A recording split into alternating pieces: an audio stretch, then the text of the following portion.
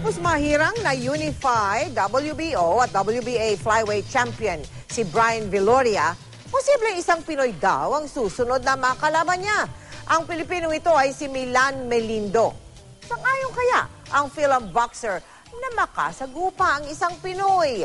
Maki-time out muna tayo kay Chino Trinidad.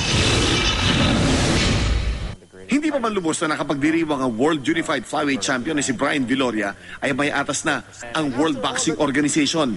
Nakaharapin niya ang kapwa Pilipino at mandatory challenger na si Milan Melindo ng Cebu. Minsan na nagpahayag ang Hawaiian Punch ng kanyang salubin ukol sa pagdepensa ng kanyang korona laban sa kanyang mga kababayan. For me personally, I don't see the point. There's really nothing much for me to gain. If I have to, and I'm forced to meet that obligation, then I'm gonna have to, I'm gonna have to fulfill it.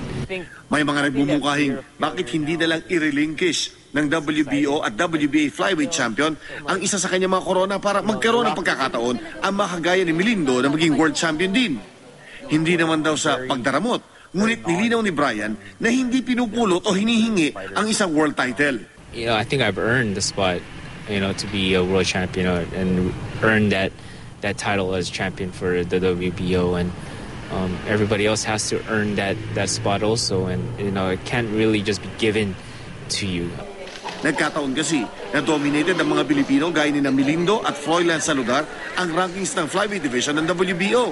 Ngunit naisan ni Viloria na manatili sa kanya ang WBO flyweight title na 3 beses na niyang naidepensa kontra sa mga hamon ng mga Mexicano. I've laid my life down for it and sacrificed so much for it, and to just easily give it up, it's really not fair for me, don't you think?